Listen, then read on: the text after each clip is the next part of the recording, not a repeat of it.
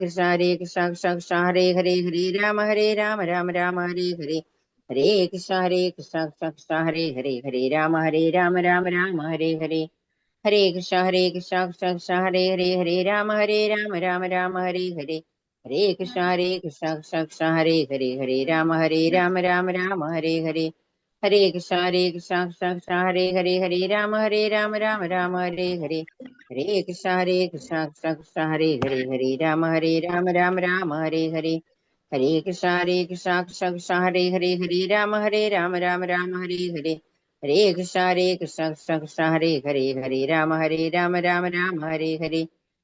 कृष्ण कृष्ण कृष्ण हरे हरे हरे राम हरे हरे हरे कृष्ण कृष्ण कृष्ण हरे हरे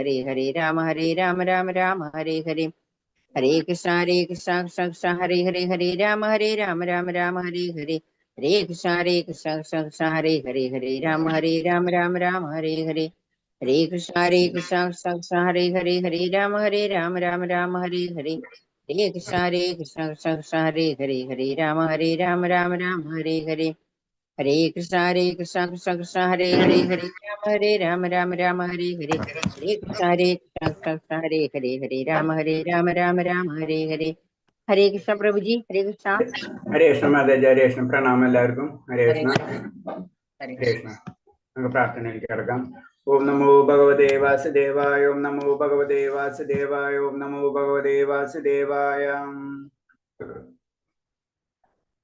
നാരായണം നമസ്കൃത്യം നരം ചൈവ നരോത്തമം ദേവീം സരസ്വതിം വ്യാസം തതോ ജയമുദിരേത്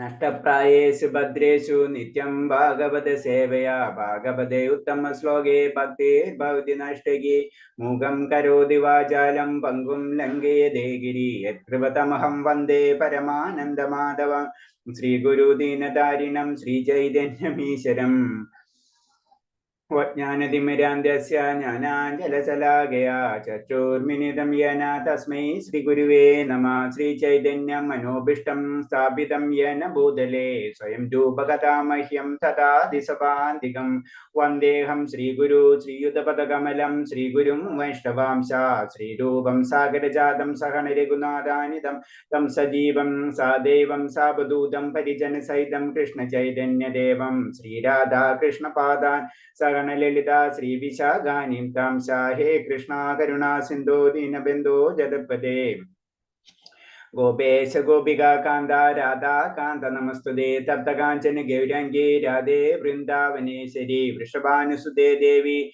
प्रणमामि हरिप्रिये वाञ्छाकल्पतरूपश्च कृपा सिन्धुभ्येव च पतिनं पावनेभ्यो वैष्णवेभ्यो नमो नमः नमो विष्णुपादाय कृष्णप्रेष्ठाय भूतले श्रीमदे भक्तिवेदान्त स्वामिन्निधि नामिने नमस्ते सारसदेवे गौरवाणी प्रचारिणी निर्विशेष शून्यवादी पाश्चात्य देशधारिणी जय श्री कृष्ण चैतन्य प्रभु नित्यानंद श्री अद्वैत गदाधर श्रीवासादि गौर भक्तवृंद हरे कृष्णा कृष्ण कृष्ण हरे हरे हरे राम राम राम हरे हरे हरे कृष्णा कृष्ण कृष्ण हरे हरे हरे राम राम राम हरे हरे हरे कृष्णा कृष्ण कृष्ण हरे हरे हरे राम राम राम हरे हरे हरे कृष्ण प्रभात की जय गुरुदेव की जय आनंद बोले वैष्णव भक्तर की जय हरे कृष्ण എല്ലാവർക്കും പ്രണാമം हरे कृष्ण പ്രണാമം പ്രഭുജി ഹരേ കൃഷ്ണ പ്രണാമം ഹരേ കൃഷ്ണ എല്ലാവർക്കും പ്രണാമം അപ്പൊ ഇന്ന് നമ്മള് 14ാമത്തെ മന്ത്രം അല്ലേ ഹരേ കൃഷ്ണ 14 അല്ലേ ഹരേ കൃഷ്ണ ഓം നമോ ഭഗവതേ വാസുദേവായ നമോ ഭഗവതേ വാസുദേവായ ഓം നമോ ഭഗവതേ വാസുദേവായ പ്രഭാതിക്ക് ജഗദേവ് കി ജയ് ഹരേ കൃഷ്ണ അപ്പൊ 14 പറഞ്ഞത് സംഭൂതിം ച വിനാശം ച യസ്തദ്വേദോഭയം സഹ വിനാശേന മൃത്യും തീർത്തോ സംഭൂതമൃതമശ്നുതേ പരമദിവ്യോത്തമ പുരുഷനായ ശ്രീകൃഷ്ണൻ അവിടത്തെ അതീന്ദ്രമായ നാമം രൂപം ഗുണങ്ങൾ ലീലകൾ എന്നിവയും നശ്വരമായ ഭൗതിക സൃഷ്ടി അവയുടെ ദേവന്മാർ മനുഷ്യർ മൃഗങ്ങൾ എന്നിവയും ഒരുവൻ പൂർണ്ണമായി അറിയേണ്ടതാണ് ഇത് മനസ്സിലാക്കിയവർ മരണത്തെയും അനിത്യമായ ഭൗതിക ആവിഷ്കാരങ്ങളെയും അതിക്രമിച്ച് നിത്യമായ ഭഗവത് സാമ്രാജ്യത്തിൽ സച്ചിദാനന്ദമായി ജീവിതം ആസ്വദിക്കുന്നു. അപ്പൊ ശരിക്കും ഭഗവാനെ മനസ്സിലാക്കിയ വ്യക്തികൾ, ആ വ്യക്തികൾ എന്താ സംഭവിക്കാന്ന് വെച്ച് കഴിഞ്ഞാൽ അവർക്ക് പിന്നെ ജീവിതത്തിൽ യാതൊരു പ്രശ്നവും ഉണ്ടാവില്ല. അവരെന്താണ്, അവർ മരണത്തെയും മറ്റു ആവിഷ്കാരങ്ങളെയും അതിക്രമിച്ച് മരണം, അതായത് ഭൗതിക ലോകത്തിൽ നിന്ന് വിട്ട് എവിടെ എത്തുന്ന പറഞ്ഞത്, നിത്യമായ ഭഗവത് സാമ്രാജ്യത്തിൽ എത്തിച്ചേരും എന്നാ പറയണത്. അപ്പൊ ഇത് തന്നെ നമുക്ക്, ഇത് ഞാൻ പറഞ്ഞില്ല, ഭഗവത്ഗീതയിലുള്ള പല കാര്യങ്ങളും ശ്ലോകങ്ങളാണ്, ചെറിയ വേരിയേഷൻ അങ്ങോട്ടും ഇങ്ങോട്ടും വരുന്നതാണ്. ഇന്നത്തെ ശ്ലോകങ്ങളൊക്കെ ഭഗവതിയിൽ നമുക്ക് പലതും കാണാൻ പറ്റും. അല്ലാന്ന് നമുക്കറിയാം അല്ലെ, ജന്മകർമ്മ ദിവ്യം യോ വേദി തത്തതഃ തിക്താം ദേഹം പുനർജന്മം നൈതി മാമേതി സ്വാർജുന. അല്ലേ അർജുന, എന്റെ ജനനത്തിന്റെയും പ്രവൃത്തിയും അതിശയസ്വം ഗ്രഹിച്ചാൽ മരണശേഷം വീണ്ടും ഭൗതിക ലോകത്തിൽ പിറക്കുന്നില്ല, അവർ ശാശ്വതമായ എന്റെ ലോകത്തിലെത്തും. അപ്പൊ ഭഗവത് പറഞ്ഞിട്ടുള്ള പല ശ്ലോകങ്ങളും ഇതിനായിട്ട് ബന്ധമുണ്ട്. അതാണ് നമ്മൾ എപ്പോഴും പറയും, ഭഗവത് നമ്മൾ ശരിക്കും മനസ്സിലാക്കി കഴിഞ്ഞാൽ എല്ലാത്തിന്റെ എന്താ പറഞ്ഞ essence of all Vedic literature എന്ന് തന്നെ പറയണം. എല്ലാ വേദങ്ങളുടെ സാരാംശമാണ് ഭഗവത പറഞ്ഞത്. അപ്പൊ ഇത് നോക്കിയാൽ ഇതിൽ ഇതായിട്ട് ഡയറക്റ്റ് കണക്ഷൻ ആണ്. ഇത് തന്നെയാണ് ഈ ശ്ലോകം. ജന്മകർമ്മച്ചമേ ദിവ്യം യോ വേദി തത്തതഃ തിക്താന്തേഹം പുനർജന്മം നൈതി മാമേബി സ്വാർജുന.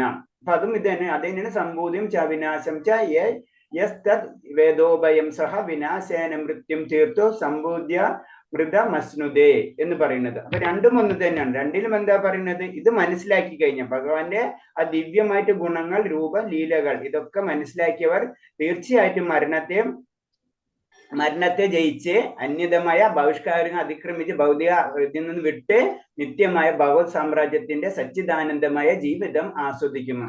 അതാണ് നമ്മൾ പറഞ്ഞു, നമ്മുടെ വേദങ്ങൾ എല്ലാതും എടുത്തു നോക്കിയാൽ അൾട്ടിമേറ്റ് പറഞ്ഞു വരുന്നുണ്ട് ഭഗവാനാണ്, ഭഗവാൻ സത്യമാണ്.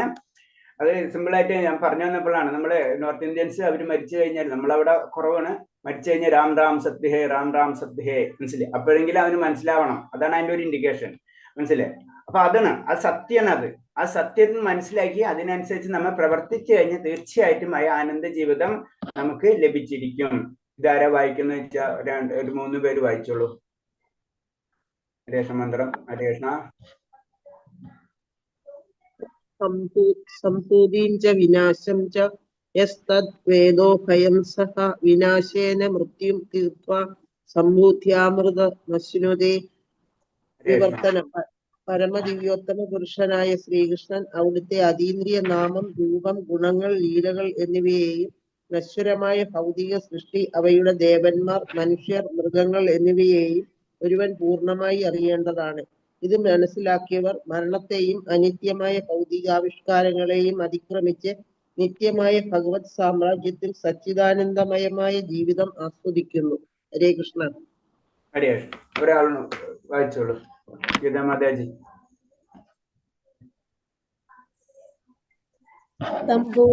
വിനാശം ച യസ്തദ് വേദോഭയം സഹ വിനാശേന മൃത്യും തീർത്ഥാ സംഭൂത്യാമൃതമശ്നുതേ. ഓക്കെ, വിവർത്തനം വേണ്ട. പിന്നെ ആരാ ഉള്ളത്? ഓക്കെ, സുമമാതാജി.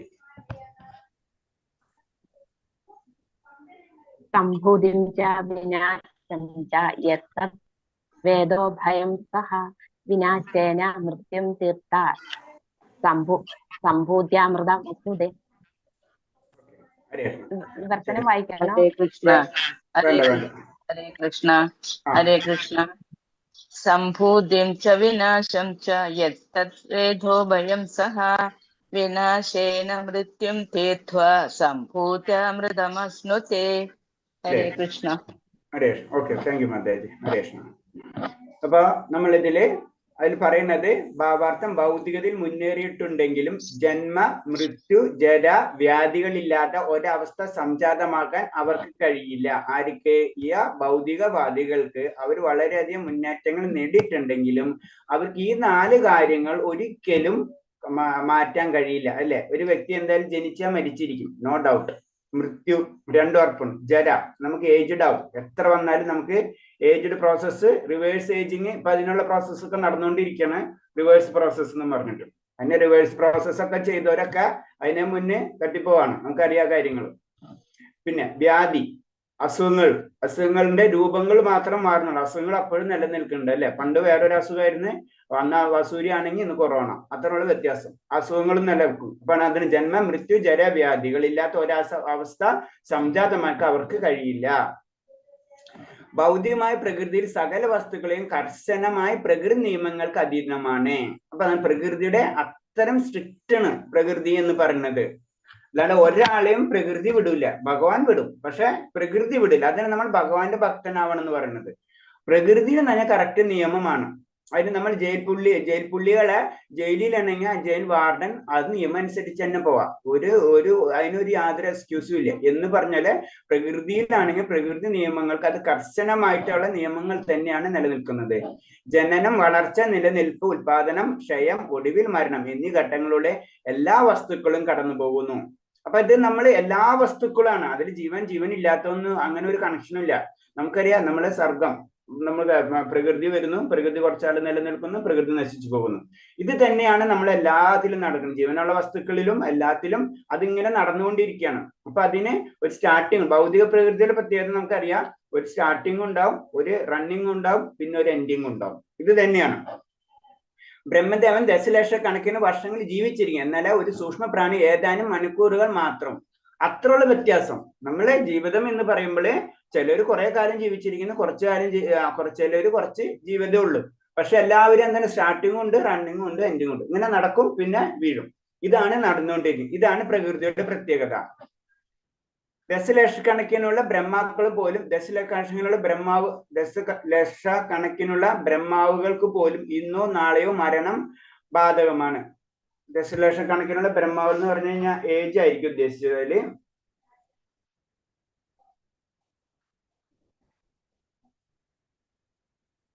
ഓക്കെ, ഏജ് ആണ്. അപ്പൊ ബ്രഹ്മാവിന്റെ ആയുസ്സിന് വളരെ അധികം ഉണ്ട് അല്ലെ. അപ്പൊ ഇന്നോ നാളെയോ മരണം ബാധകമാണ്. ഏതൊരാണെങ്കിലും മരണം സംഭവിച്ചിരിക്കും. അപ്പൊ ഭൗതിക പ്രപഞ്ചത്തെ മൃത്യുലോകം അഥവാ മരണത്തിന്റെ ലോകം എന്ന് വിളിക്കപ്പെടുന്നു. അപ്പൊ മർത്യലോകം എന്ന് പറയുന്നത് മരണത്തിന്റെ ലോകമാണ്. ഇവിടെ മരണം സംഭവിച്ചിരിക്കും. ദശലക്ഷക്കണക്കിന് ബ്രഹ്മാക്കൾ പോലും ഇന്നോ നാളെയോ മരണം ബാധകമാണ്. അത് തന്നെ ഇത് പറഞ്ഞു റിപ്പീറ്റ് ചെയ്യാണ്. ഓക്കെ. ശാസ്ത്രജ്ഞന്മാരും രാഷ്ട്രീയക്കാരും ഈ സ്ഥലം മരണമുക്തമാക്കാൻ ശ്രമിക്കുന്നു. കാരണം മരണം രഹിതമായ ആത്മീയ പ്രകൃതിയെ പറ്റി അവർക്ക് വിവരമില്ല. അപ്പൊ നമുക്കറിയാം, ശാസ്ത്രജ്ഞന്മാരും രാഷ്ട്രീയക്കാരും അല്ലെ, അതാണ് ഈ ലോകം നിയന്ത്രിക്കുന്ന ഇവർ രണ്ടുപേരാണ് ഇൻഡയറക്റ്റ് ആയിട്ട്. അപ്പൊ അവരെന്താ ചെയ്യുന്നത്, ഈ ലോകം മരണമുക്തമാക്കാൻ ശ്രമിക്കുന്നു.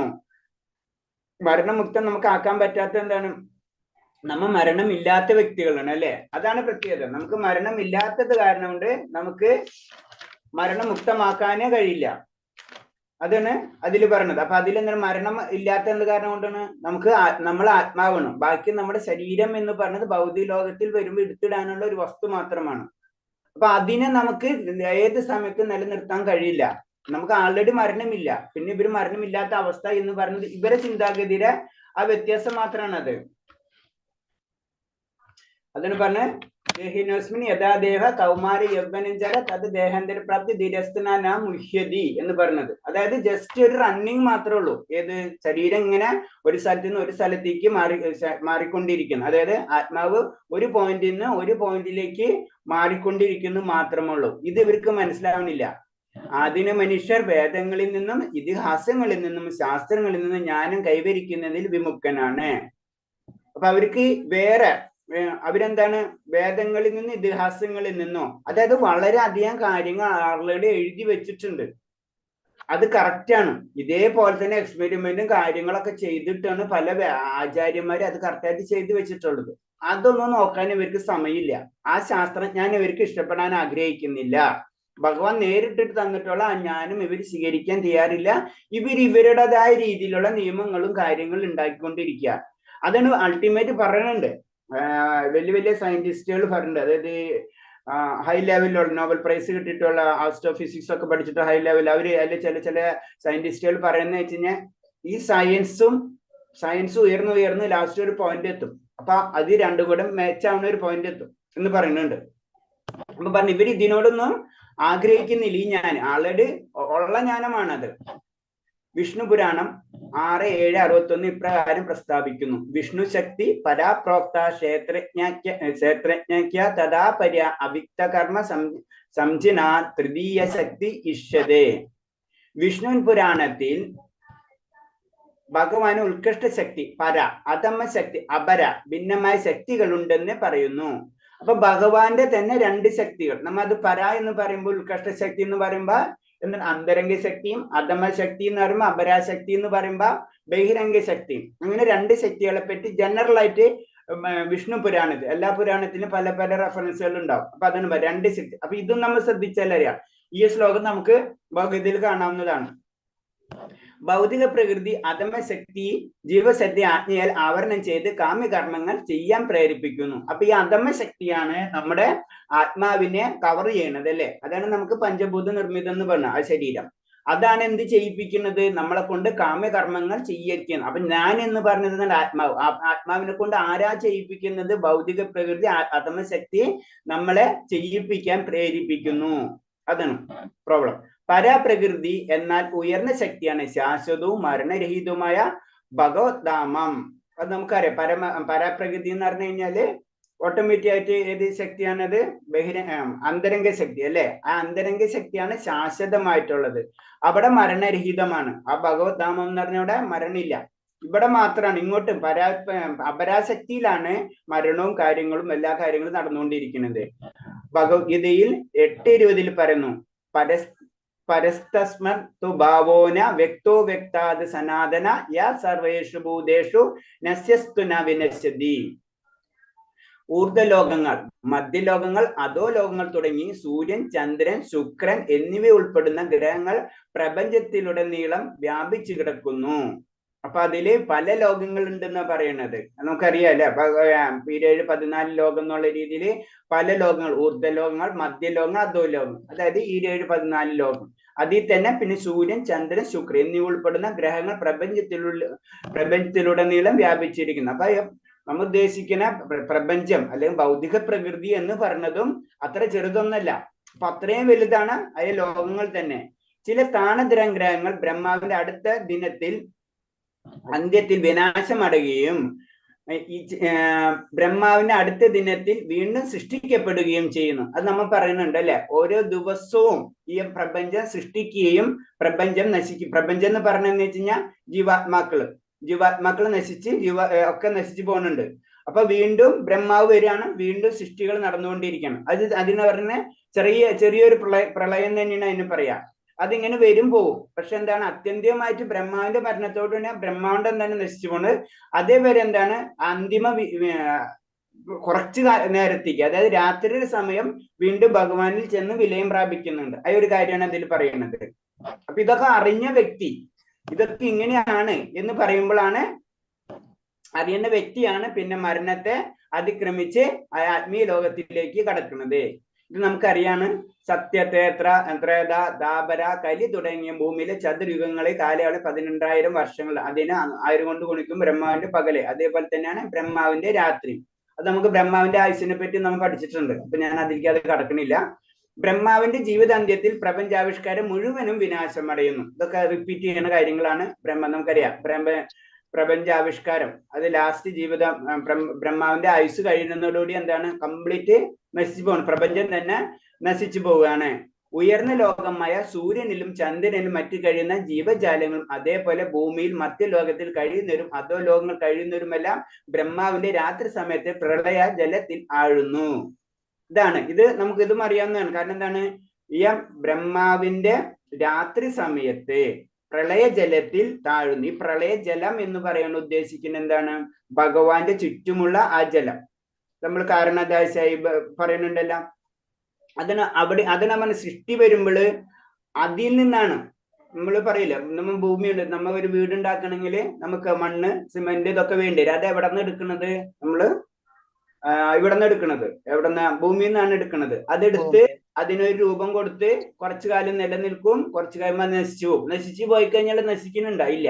അതിന്റെ രൂപം മാത്രം മാറണമെന്നുള്ളൂ. സിമെന്റ്, മണ്ണ്, കമ്പി ഇതൊക്കെ അതേപോലെ തന്നെ ചെറിയ അതിന്റെ ഇത് മാത്രം മാറുന്നുള്ളൂ അല്ലെ എന്ന് പറഞ്ഞ പോലെയാണ് ഈ പ്രളയ സമയത്തും സംഭവിക്കുന്നത്. ആ ഷേപ്പുകൾ അങ്ങോട്ട് മാറിപ്പോകും, പക്ഷെ അത് അവിടെ തന്നെ നിലനിൽക്കുന്നുണ്ട്. അതാണ് രാത്രി സമയത്ത് പ്രളയജലത്തിൽ ആഴുന്നു എന്ന് പറയുന്നത്. ആധ്യാത്മികമായി അവയുടെ നിലനിൽപ്പ് തുടരുന്നുവെങ്കിലും ഈ കാലയളവിന് ഒരു ജീവവർഗമോ ജീവജാലങ്ങളോ പ്രത്യക്ഷപ്പെടുന്നില്ല. ഈ അപ്രകൃത കാലത്തെ അവ്യക്തം എന്ന് വിളിക്കുന്നു. അപ്പൊ എന്താണ്, അവിടെ അപ്പോഴും ആ നിലനിൽപ്പ് തുടരുന്നുണ്ട്. ഇപ്പൊ ഒരു കടലിൽ നമ്മൾ താന്നു പോയി കഴിഞ്ഞാൽ നമ്മളില്ലാതായിരുന്നില്ല, നമ്മൾ കടലിലുണ്ട് എന്ന് പറഞ്ഞ പോലെയാണ് ആധ്യാത്മികം അവിടെ നിലനിൽപ്പ് തുടരുന്നു. അപ്പൊ അവിടെ കടലെന്നുകൊണ്ട് ഉദ്ദേശിക്കുന്നത് നമ്മളെപ്പോഴും ഗർഭോദയശായ വിഷ്ണു എന്ന് പറയുമ്പോ അവിടെയുണ്ട്, അതിന്റെ ചുറ്റും വെള്ളം ഉണ്ട് അല്ലെ, അങ്ങനത്തെ ഒരു കൺസെപ്റ്റ് ആണ്. അത് തന്നെയാണ് കാരണോദയശായ വിഷ്ണു. അപ്പൊ എന്താണ് സംഭവിക്കുന്നത്, ആ വെള്ളം എന്നാണ് കാരണം, ആ സമുദ്രജലം, അതിന് സമുദ്രജലം എന്ന് പറഞ്ഞു ആ ലെവലിൽ ചിന്തിക്കുമ്പോ, അല്ലാണ്ട് അവിടെ സമുദ്രം എന്നല്ല. അതെന്താണ് ഉദ്ദേശിക്കുന്നത്, അത് ഭഗവാന്റെ തന്നെ വേറൊരു ശക്തിയാണ്. ആധ്യാത്മിക ശക്തിയിൽ ചെന്ന് നമ്മള് ചെല്ലാണ്, അവിടെ ചെന്ന് നമ്മൾ ജോയിൻ ചെയ്യാനാണ് സമയത്ത്. ഏത് ഒരു ടെമ്പററി ആയിട്ട് രാത്രി അല്ല പെർമനന്റ് ആണെങ്കിലും കാരണോദാശ ചെന്ന് വിഷ്ണു ചെന്ന് അത് സംഭവിക്കുകയാണ് ചെയ്യുന്നത്. അപ്പൊ നമ്മൾ ആ വ്യക്തിഗത ലെവലിൽ ആ സമയത്ത് ആ സമയത്ത് നമുക്ക് ആധ്യാത്മികമായിട്ടുള്ള ആ ലെവൽ അപ്പോഴും ഉണ്ട്. ഞാൻ സിമ്പിൾ ആയിട്ട് പറഞ്ഞ നമുക്ക് കടലിൽ വെള്ളത്തിൽ എടുത്ത് ചാടിക്കഴിഞ്ഞാൽ നമ്മളപ്പോഴും ഉണ്ട്. മോളിൽ നോക്കുമ്പോ നമ്മളെ കാണില്ല എന്ന് മാത്രമേ ഉള്ളൂ, പക്ഷെ നമ്മൾ അവിടെ നിലനിൽക്കുന്നുണ്ട്. ഇതാണ് സംഭവിക്കുന്നത്. എന്നാൽ ബ്രഹ്മാവിന്റെ ജീവിതാന്തരത്തിൽ എല്ലാ പ്രപഞ്ച സർഗങ്ങൾ നാശമടയുന്ന മറ്റൊരു അവസ്ഥത അവസ്ഥയുണ്ട്. അപ്പൊ രണ്ട് അവസ്ഥത, ഒന്ന് ഡെയിലി നടക്കുന്നത്, ഒന്ന് ബ്രഹ്മാവിന്റെ അവസാനം. ഈ സംഭവത്തിൽ രണ്ട് അവസ്ഥയിലും എന്താണ്, നമ്മൾ ആധ്യാത്മികമായിട്ടുള്ള അവസ്ഥയിൽ ചെന്ന് അവിടെ നിൽക്കുകയാണ് ടെമ്പററി ആയിട്ട്. അത് കഴിഞ്ഞിട്ട് വീണ്ടും പ്രപഞ്ചങ്ങൾ സൃഷ്ടിക്കുമ്പോൾ വീണ്ടും അതിൽ നിന്ന് നമ്മൾ വീണ്ടും പുറത്തേക്ക് പോരും. അത് ദിനമായാലും ദിനത്തിലും നടക്കുന്നുണ്ട്, ഒരേ ദിവസത്തിൽ നടക്കുന്നുണ്ട്, ഓരോ പ്രപഞ്ചം കഴിയുമ്പോഴും നടക്കുന്നുണ്ട്. അപ്പൊ വർഷങ്ങൾ, കോടിക്കണക്കിന് വർഷങ്ങളായിരിക്കാം നമ്മൾ നിലനിൽക്കണം. മറ്റെന്ന് പറഞ്ഞാൽ കുറവാണ്. ബ്രഹ്മാവിന്റെ ഒരു ദിവസം എന്ന് പറയുമ്പോൾ കുറച്ച് സമയം മാത്രം നമ്മൾ അവ്യക്തത ദശയിൽ നിൽക്കണുള്ളൂ അല്ലെ. അത് കഴിഞ്ഞ് നമ്മൾ പുറത്തേക്ക് വീണ്ടും പോരും. മറ്റേന്ന് പറഞ്ഞാൽ ഒരു ബ്രഹ്മാണ്ടം എന്ന് പറയുമ്പോ, ബ്രഹ്മാണ്ടം നശിച്ച ഒരു ബ്രഹ്മാവ് വീണ്ടും ഒരു ബ്രഹ്മാവ് ഉണ്ടാക്കുമ്പോൾ അതിന് കുറെ സമയമുണ്ട്. അത്ര സമയം നമ്മൾ അവിടെ കെടുക്കും.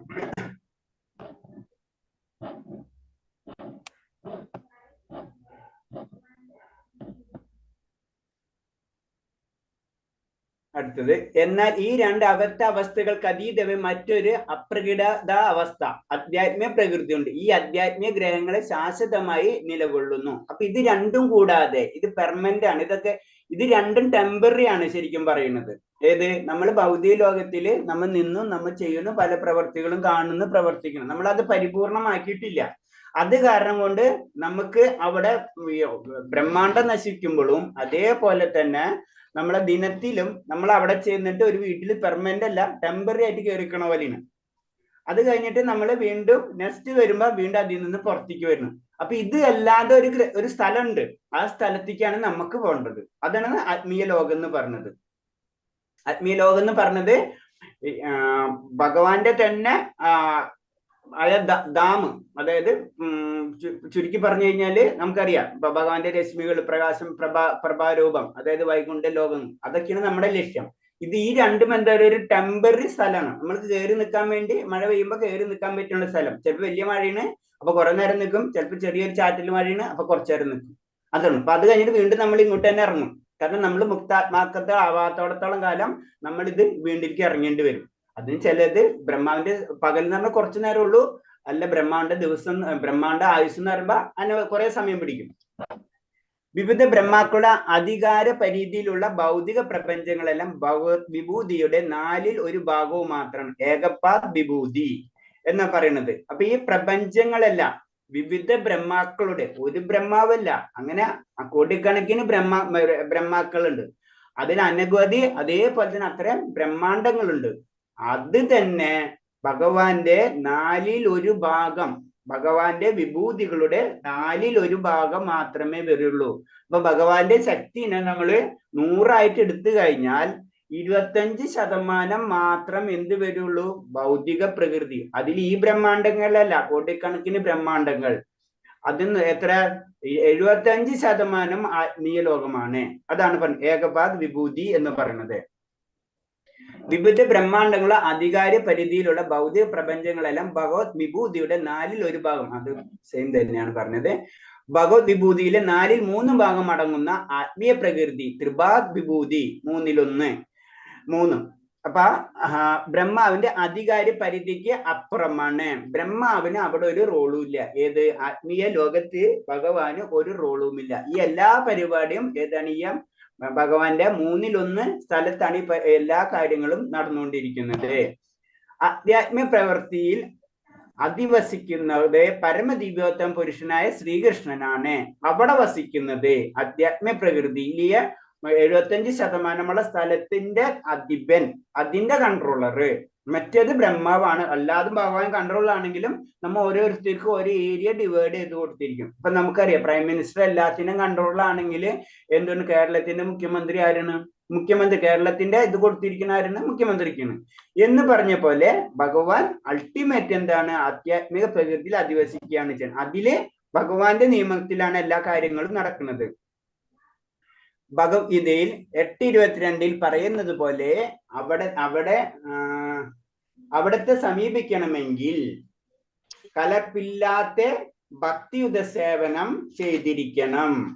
അല്ലാതെ കലർപ്പില്ല ഭക്തിയുത സേവനം കൊണ്ടല്ലാതെ ജ്ഞാന യോഗ കർമ്മം എന്നിവ കൊണ്ട് സാധ്യമല്ല എന്നാ പറയുന്നത്. 8:22 എന്താ പറയുന്നത്?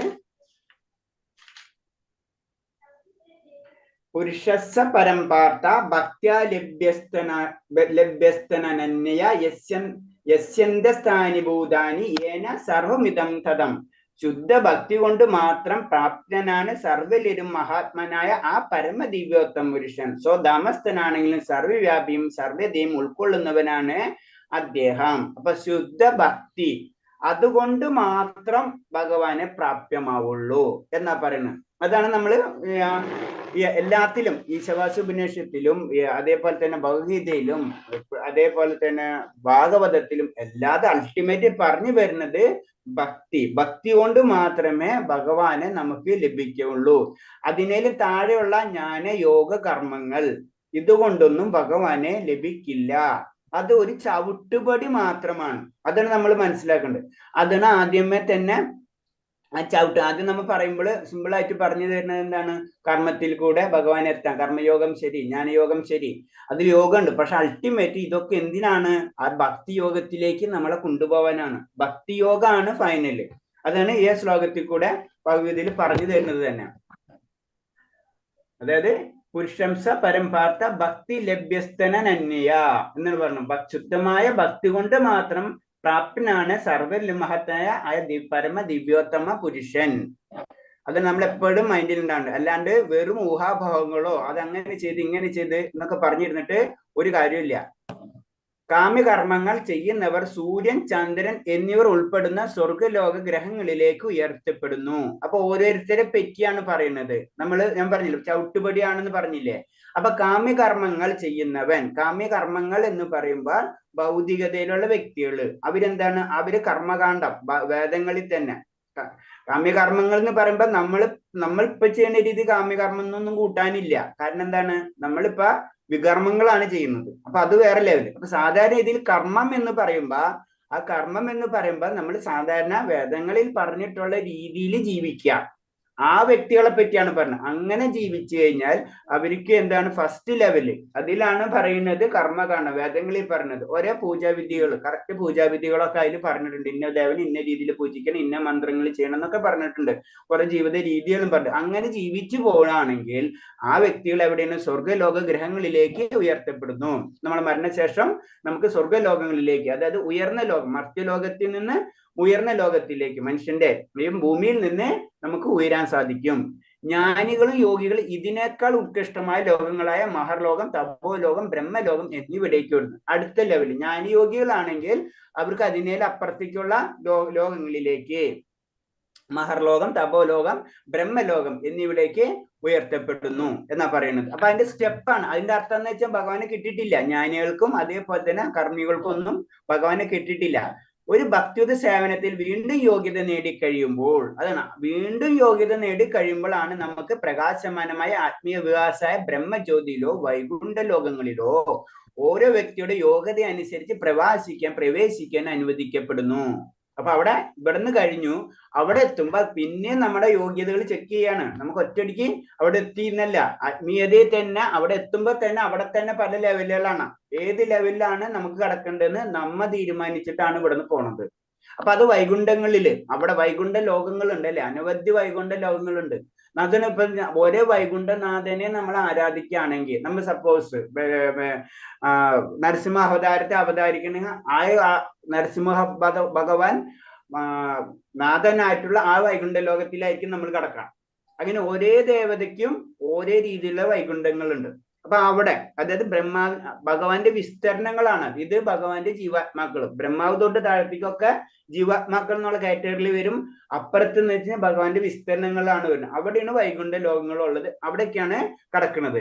ഭൗതിക ഗ്രഹങ്ങളിൽ ബ്രഹ്മാവ് മുതൽ ഉറുമ്പ് വരെയുള്ള ജീവശക്തികൾ പ്രകൃതിമേൽ ആധിപത്യം സ്ഥാപിക്കാൻ ശ്രമിക്കുന്നു. നമുക്കറിയാം ബ്രഹ്മാവ് മുതൽ ഉറുമ്പ് വരെ. ഒരു ഉറുമ്പിനെ എടുത്ത് സിമ്പിൾ ചില ആലോചിക്ക്, അതിന്റെ ചിന്ത അതാണ് ഈ ലോകം ഭരിക്കുന്നത്.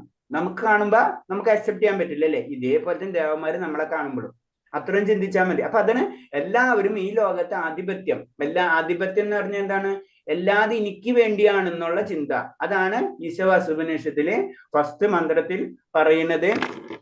കാരണം എന്ന് വെച്ച് കഴിഞ്ഞാൽ അതല്ല, അത് നമ്മളോട് ഇൻഡയറക്റ്റ് ആയിട്ട് ശിപിച്ചു വരുന്നു. നമ്മൾ ഈ ലോകത്തെ ആധിപത്യം സ്ഥാപിക്കേണ്ട യാതൊരു കാര്യമില്ല. ആൾറെഡി എല്ലാ കാര്യങ്ങളും ഭഗവാൻ സെറ്റ് ചെയ്തിട്ടുണ്ട്. അതിനനുസരിച്ച് നമ്മൾ ജീവിച്ചു പോയാൽ മാത്രം മതി. അതാണ് ഈശാവാസ്യം ഇതം സർവം യം കിംച ജഗത്യാഗം ജഗത് തേന ഭുഞ്ചിത മാ ഘൃത കസ്യ സിദ്ധനം എന്ന് പറഞ്ഞത്. അതായത് എല്ലാതും ഭഗവാന്റെ കൺട്രോളിലാണ്, ഓരോരുത്തർക്കായിട്ട് ഭഗവാൻ നീക്കി വെച്ചിട്ടുണ്ട്. അപ്പൊ ഉറുമ്പായാലും ബ്രഹ്മാവുമായാലും ചിന്തിക്കണം എന്താണ്, എല്ലാതും എനിക്കാണെന്നുള്ള ചിന്താഗതി വരണം എന്ന് പറയുന്നത്. ആ ആധിപത്യം സ്ഥാപിക്കാൻ എപ്പോഴും ശ്രമിച്ചുകൊണ്ടിരിക്കണം. ഭൗതിക ഗ്രഹങ്ങളിൽ ബ്രഹ്മാവ് മുതൽ ജീവസത്പ്രകൃതി ആധിപത്യം സ്ഥാപിക്കും. ഇത് തന്നെയാണ് ഭവരോഗം. ഇതിനെ പറയാനാണ് പ്രകൃതിയുടെ പ്രത്യേകത. അതാണ് നമ്മൾ ഇവിടെ വന്നു കഴിഞ്ഞാൽ നമ്മളാണ് ഫൈനൽ. അതിന്റെ കാരണമുണ്ട്. അതിന്റെ കാരണം എന്താണ്, നമ്മളിങ്ങനെ എല്ലാതും എനിക്കാണെന്നുള്ള ചിന്താഗതി വരാനുള്ള കാരണം എന്താണ്?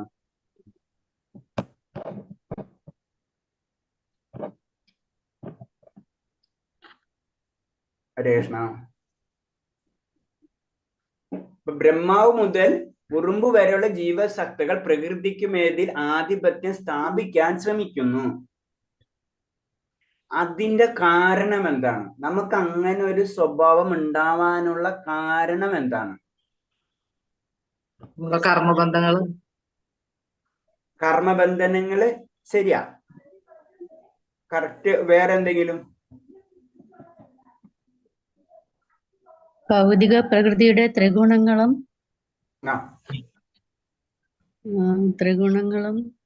മനസ്സ്, ബുദ്ധി, മിഥ്യാഹങ്കാരം, അതൊക്കെ അത് നമ്മള് ഭൗതിക ലോകത്തിൽ ഇറങ്ങിക്കഴിഞ്ഞാൽ നമ്മൾ ഭൗതിക പ്രകൃതി ത്രികോണങ്ങളിൽ അകപ്പെടും. അപ്പൊ അതിനനുസരിച്ച് നമ്മൾ പ്രവർത്തിച്ചു തുടങ്ങും. അതൊക്കെ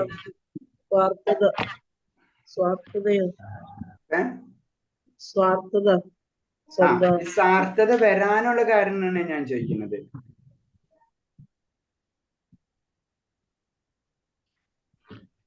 അതായത് വളരെ സിമ്പിൾ ആണ്. കാരണം എന്ന് വെച്ച് കഴിഞ്ഞാൽ നമ്മള് ആരംശമാണ് പറഞ്ഞത്? ഭഗവാന്റെ അംശം. അപ്പൊ ഭഗവാന്റെ അംശം, ഭഗവാൻ എന്താണ്? ആനന്ദത്തിലാണ് നിൽക്കുന്നത് അല്ലെ, ആനന്ദിക്കാൻ വേണ്ടിട്ട്, ജീവിതം ആനന്ദിക്കാൻ വേണ്ടിയാണ് നമ്മൾ എല്ലാത്തിനും പിടിച്ചു വലിക്കുന്നത്. എങ്ങനെയാ കിട്ടണം? നമ്മൾ വെള്ളത്തിൽ താഴുമ്പോ എന്ത് കിട്ടിയാലും നമ്മൾ അതിനെ പിടിച്ചു വലിച്ചിട്ട് നമ്മൾ നീന്തലറിയാത്ത ഒരാൾ താഴത്ത് വെള്ളത്തിൽ എന്താ സംഭവിക്കുക? അയാൾ എന്ത് കിട്ടിയാലും പിടിച്ച് താഴ്ത്തും. കാരണം അയാൾക്ക് രക്ഷപ്പെടണം അല്ലെ. ഈ അവസ്ഥയാണ് നമ്മുടെ. അപ്പൊ ഇതാണ് നമ്മുടെ പ്രോബ്ലം. നമ്മൾ ആനന്ദത്തിൽ നിന്ന കാരണം കൊണ്ട് നമ്മൾ ഭൗതിക പ്രകൃതിയിൽ ഇറങ്ങി വരുമ്പോൾ നമ്മളെ ആനന്ദം ചിന്തിച്ചുകൊണ്ട് തന്നെ അത് ഏത് രീതിയിലുള്ള പ്രവർത്തനങ്ങളും നമ്മൾ ചെയ്തുകൊണ്ടിരിക്കുകയാണ് ചെയ്യുന്നത്. ഓക്കെ. നമ്മുടെ സംസാര ചക്രത്തിന് വിരാടമിടണമെങ്കിൽ നാം ആത്മീയമായ ഗ്രഹങ്ങളിലേക്ക് പ്രവേശിക്കാൻ ശ്രമിക്കേണ്ടതാണ്. ആത്മീയ ഗ്രഹങ്ങളിലേക്ക്, അത് ശ്രദ്ധിക്കണം. അല്ലെങ്കിൽ നമ്മൾ ബ്രഹ്മലോകം വരെ പോയി കഴിഞ്ഞാലും വീണ്ടും ചക്രം തുടങ്ങും. കാരണം ബ്രഹ്മാവ് തന്നെ മരണമുണ്ട്. അപ്പൊ പിന്നെ നമ്മൾ എവിടെ പോയാലും നമ്മുടെ അവസ്ഥ. അപ്പൊ അത് നമ്മൾ ചിന്തിക്കണം. അപ്പൊ ബ്രഹ്മാവിന് അവിടെ ഉണ്ടെങ്കിൽ മരണം എന്ന് പറയുമ്പോൾ എന്താണ്? ബ്രഹ്മാവിന് മരണം എന്ന് പറയുമ്പോൾ എന്താണ്? അവിടെ ആത്മാവിന് ചുറ്റും ഒരു ശരീരമുണ്ട്. ആ ശരീരം മാത്രമാണ് മാറുന്നത്, ആത്മാവാടെ പെർമനന്റ് ആണ്. നമ്മൾ ഓരോ ഗ്രഹത്തിൽ പോകുമ്പോഴും അതിനനുസരിച്ചുള്ള ശരീരം നമുക്ക് ലഭിച്ചിരിക്കും. നമുക്ക് ഇവിടെ മർത്യലോകത്തിൽ, അതായത് ഭൂമിയിലാണെങ്കിൽ ഇങ്ങനത്തെ ഉള്ള ഒരു ശരീരമാണ്. നമ്മൾ കടലിലാണ്, വെള്ളത്തിലാണെങ്കിലോ, കരയിലാണെങ്കിൽ നമുക്ക് ഒരു ശരീരം, വെള്ളത്തിലാണെങ്കിൽ വേറൊരു ശരീരം എന്ന് പറഞ്ഞ പോലെയാണ് ഓരോ ഗ്രഹത്തിലേക്കും കടക്കുമ്പോഴും അവിടത്തായിട്ടുള്ള ശരീരം നമുക്ക് ലഭിക്കും. അത് ബ്രഹ്മലോകത്ത് പോയാലും തപോലോകത്ത് പോയാലും മൃത്യുലോകത്ത് പോയാലും താഴത്തുള്ള ഏത് ലോകത്ത് പോയാലും കിട്ടും.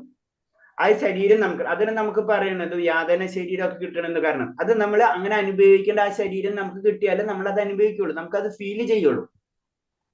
അപ്പൊ അത് മുകളിലേക്ക് പോയി കഴിഞ്ഞാൽ അങ്ങനത്തെ ഒരു ശരീരം കിട്ടുമ്പോൾ നമുക്ക് ആനന്ദം ലഭിക്കുള്ളൂ.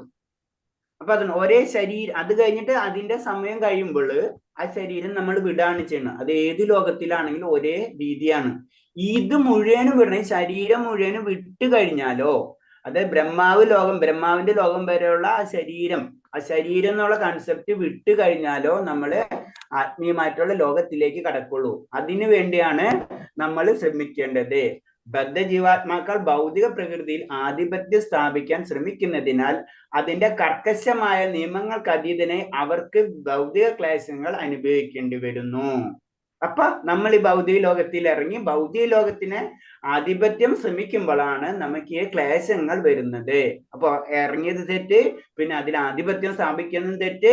നമ്മൾ ചെയ്യേണ്ടത് എന്താണ്? ഈ ആധിപത്യം ഒന്നും എനിക്ക് വേണ്ട, എനിക്ക് വേണ്ടത് ഭഗവാൻ അറിയാ, ഭഗവാന്റെ ലോകത്തിലേക്ക് കടക്കുക എന്നുള്ള ചിന്താഗതി നമ്മൾ പതുക്കെ നമ്മൾ ജീവിതത്തിലേക്ക് കൊണ്ടുവരണം.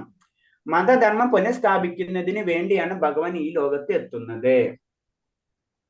അപ്പൊ ഈ മതധർമ്മം, ഈ ലോകം എന്തിനാണ് എന്ന് നമ്മളെ കാണിച്ചു തരാൻ വേണ്ടിയാണ്. അതിനാണ് ഭഗവാൻ ഈ ലോകത്ത് എത്തുന്നത്. അതിന്റെ അടിസ്ഥാന തത്വം അദ്ദേഹത്തിന്റെ ശരണാഗതി മനോഭാവം വളർത്തുക എന്നതാണ്.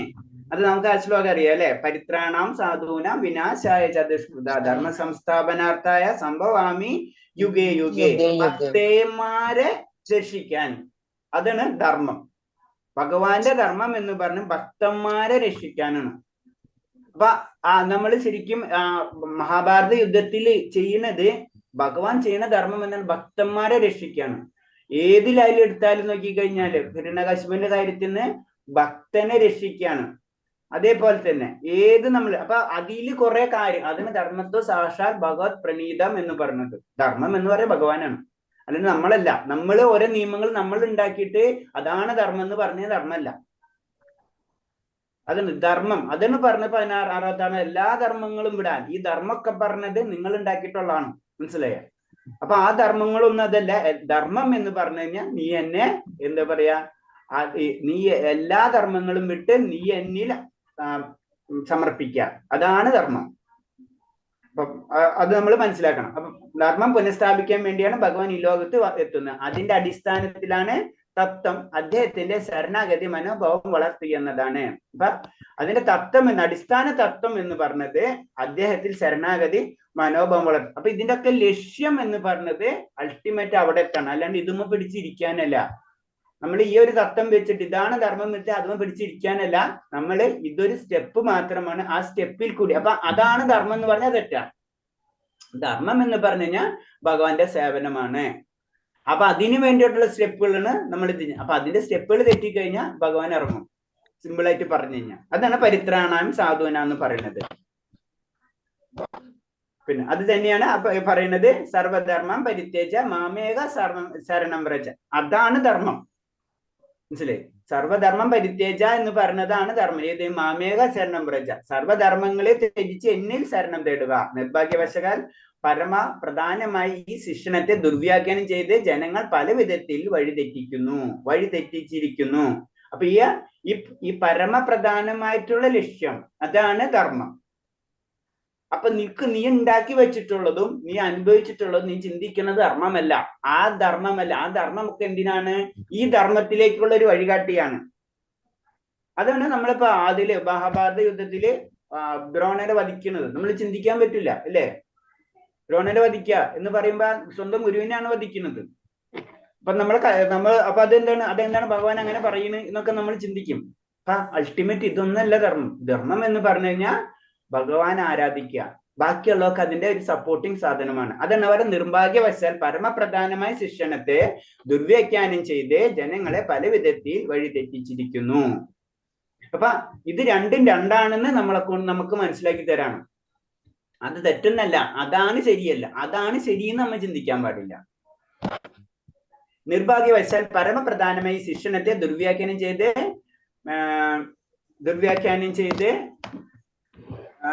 വഴിതെറ്റിപ്പിച്ചിന്. ആസ്പൃതികൾ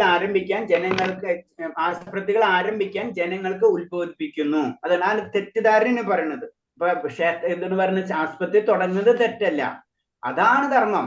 മാനവസേന എന്താ പറയാ, മാനവസേന മാധവസേവ. നമ്മള് മാനവസേവ ചെയ്താൽ മതി, ഭഗവാൻ സന്തോഷിച്ചോളും. അതാണ് തെറ്റ്, അതാണ് പറയുന്നത്. അതില് നമ്മള് മാധവസേവ മാനവസേവയാണ്, അല്ലാണ്ട് മാനവസേവ മാധവസേവ അല്ല.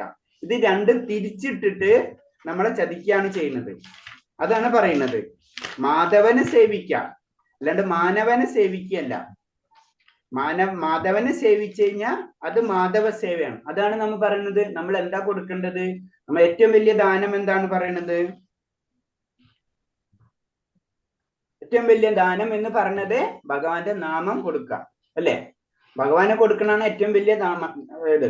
അത് മനസ്സിലാക്കാതെ വേറെ എന്ത് ചെയ്താലും അതിന്റെ പരിപൂർണത ലഭിക്കില്ല. അപ്പൊ അതും പറയുന്നുണ്ട്. ഇത് പെട്ടെന്ന് മനസ്സിലാവില്ല. അതിന് 7:14 ശ്ലോകം പറയുന്നത് എന്താ പറഞ്ഞ, ദേവി ഹേഷി ഗുണമയ മമമായ ദുരന്തയ മാമയ പ്രബദ്ധന്റെ മായമേധം തരന്തിത്തെ. 3 പ്രകൃതിയിലടങ്ങിയ എന്റെ ദിവ്യശക്തിയെ അതിജീവിക്കുക എളുപ്പമല്ല. എന്നാൽ എനിക്ക് നീ സ്വയം സമർപ്പിക്കാൻ അത് നിഷ്പ്രയാസം സാധിക്കും. അപ്പൊ ഇത് തെറ്റിദ്ധാരണ ഈ ലോകത്ത് ഉണ്ടായിരിക്കും. അതിനെ എന്താ പറഞ്ഞ, അങ്ങനെ പെട്ടെന്ന് അതിജീവിക്കാൻ സാധ്യമല്ല. പക്ഷെ നമ്മുടെ ലക്ഷ്യം ഭഗവാനാണെങ്കിൽ ഇത് സാധിക്കുകയും ചെയ്യും. അപ്പൊ അതെന്ന് പറഞ്ഞ 7:10 വ്യക്തം.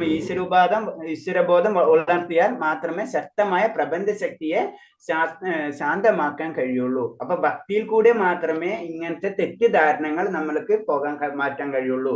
അപ്പൊ അതാണ് ധർമ്മം എന്ന് പറയുമ്പോ പല രീതിയിൽ തെറ്റിദ്ധരിച്ചിരിക്കുകയാണ്. മനുഷ്യനെ സഹായിക്കലാണ് ധർമ്മം, അതാണ് ഭഗവാൻ, അതല്ല ഭഗവാൻ. അതാണ് ഇതിൽ കൂടെ നമുക്ക് പറഞ്ഞു തരുന്നത്. ഇത് രണ്ടും രണ്ടാണ്. ഇതിന്റെ വഴി മാത്രം. അത് 12-ാം അധ്യായത്തില് ക്ലിയർ ആയിട്ട് ഭക്തിയുടെ പല ലെവലുകളും പറഞ്ഞിരുന്നു.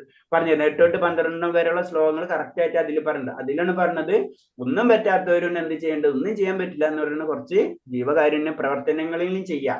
അപ്പൊ അവന്റെ ഒരു സ്റ്റെപ്പ് ഉയരണമെന്ന് മാത്രമേ ഉള്ളൂ. അപ്പൊ നമ്മളോട് നമ്മൾ എന്താ പറയുക, ഒന്നും ചെയ്യാൻ പറ്റില്ല എന്ന് ആദ്യമേ തന്നെ എന്തെങ്കിലും ചെയ്യാൻ പറഞ്ഞ നാമം ജപിക്കുക. അതിന്റെ അർത്ഥം എന്ന് വെച്ചാൽ അത് മാത്രമല്ല, അതിൽ കൂടെ നമ്മൾ ഉയർത്തി പല കാര്യങ്ങൾ ചെയ്യേണ്ടതുണ്ട്. താൽക്കാലികമായ ഭൗതിക ആവിർഭാവങ്ങളെല്ലാം മാത്രം മനസ്സിലാക്കി ഒരാൾ തന്നെ സംരക്ഷിക്കണം. താൽക്കാലിക ഭൗതികങ്ങൾ മാത്രം മനസ്സിലാക്കി ഒരാൾ തന്നെ സംരക്ഷിക്കാനാകില്ല. ഭൗതികമായിട്ടുള്ള കാര്യങ്ങൾ അതിനെ നോക്കിയിട്ട്, അതായത് ഇന്നത് ഇത്ര ഞാൻ ഡിപ്പോസിറ്റ് ചെയ്തിട്ടുണ്ട്, ഇത്ര ഞാൻ ചെയ്തിട്ടുണ്ട്, ഇത്ര വീടുണ്ടായിട്ടുണ്ട്, എന്റെ മക്കൾ ഇങ്ങനെ, ഇതൊക്കെ വെച്ചിട്ട് ഇങ്ങനെ ഭൗതികമായിട്ടുള്ള കാര്യങ്ങൾ മാത്രം ചിന്തിച്ചിട്ട് ഒരാൾ ഒരു സെക്കൻഡ് ഇതൊന്നും അല്ലാതെ ഉണ്ടാക്കുന്ന അടുത്ത ദിവസം ദേഹം എടുക്കണം. അത്രേ ഉള്ളു കാര്യം. അതാണ് പറയുന്നത്. അപ്പൊ അതിനുകൊണ്ടൊന്നും ഒരാൾക്ക് തന്നെ സംരക്ഷിക്കാനാവില്ല. ഏത് സമയത്താണ് എന്ത് പ്രശ്നം ഉണ്ടാവണം. അതാണ് നമ്മളെപ്പോഴും ഭയം, ഉള്ളിൽ ഭയം നിൽക്കുന്നതിന്റെ ഒരു കാരണമാണ്. എല്ലാവർക്കും ഉള്ളിലൊരു ഉൾഭയം ഉണ്ട്. അതിന് കാരണമുണ്ട്. നാളെ എന്ത് സംഭവിക്കുമെന്ന് നമുക്ക് അറിയാൻ പറ്റാത്ത അവസ്ഥ. അതാണ് ഭൗതിക പ്രകൃതിയുടെ പ്രത്യേകത. ഒരു സെക്കൻഡ് മതി എല്ലാതും. അത് നമ്മുടെ ജീവിതം എടുത്ത് നോക്കിയാലേ അറിയാം. ഒരു വ്യക്തിക്കും എന്താണ് ദുഃഖം അനുഭവിക്കാൻ ആഗ്രഹമില്ല. പക്ഷെ നമുക്ക് കിട്ടുന്നത് 90% ദുഃഖമായിരിക്കും, അല്ലെ? ജനറൽ ആയിട്ട് പറയണേ. ഇതെന്താ അതിന്റെ കാരണം? ഇതിന്റെ കാരണമുണ്ട്. ഈ കാരണം നമ്മൾ മനസ്സിലാക്കി കഴിഞ്ഞാൽ ഭൗതിക ലോകത്തിൽ നിന്ന് നമ്മൾ രക്ഷപ്പെട്ടു. തുടർച്ചയായ ജനന മരണങ്ങളിൽ നിന്ന് രക്ഷ നേടണമെന്നുണ്ടെങ്കിൽ ഈശ്വരനുമായുള്ള ഭക്തിയുദ്ധ സേവനം നാം ചെയ്യേണ്ടതാണ്. ഈ ജനന മരണ ചക്രങ്ങളിൽ നിന്ന് അല്ലെങ്കിൽ ഭൗതിക ലോകത്തിൽ നിന്ന് നമുക്ക് രക്ഷ നേടണമെങ്കിൽ ഭക്തിയുദ്ധ സേവനം നാം ചെയ്യേണ്ടതുണ്ട്. ഹരേ കൃഷ്ണ. ഇത്രയും പറഞ്ഞതില് ഇത്രയും എന്തെങ്കിലും സംശയം ഉണ്ടെങ്കിൽ ചോദിക്കാം, അല്ലെങ്കിൽ നമുക്ക് ക്വസ്റ്റ്യൻ ആൻസർ മാതാജി ഇട്ടിട്ടില്ലേ? ഹരേ കൃഷ്ണ.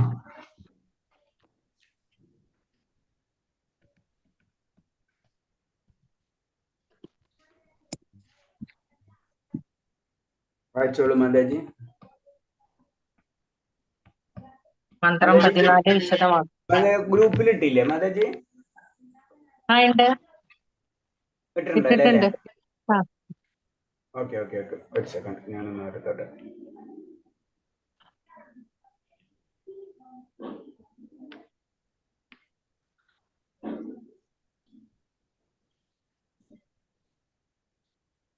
പതി- 14 ആ 14 എപ്പിട്ടത്? കാലത്തിട്ട്? അല്ല, ഇന്നലെ രാത്രി ഇട്ടുള്ളൂ. 6 മണിന്റെ ബാച്ചില് ഇട്ടില്ലല്ലോ. മലയാളം L3 ബാച്ച് ഇട്ടിട്ടുണ്ട്. Malayalam L3 batch 6 AM. ആ അതിലിട്ടുണ്ട്. ഇപ്പൊ വന്നു. ഓക്കെ ഓക്കെ, ശരി ശരി, ഓക്കെ. പറഞ്ഞോളൂ. അടുത്ത ചോദ്യം എന്താ? അന്തരം 14 വിശദമാക്കുക. 14 വിശദമാക്കുക. എന്താ പറയുക 14ാമത്തെ ശ്ലോകം?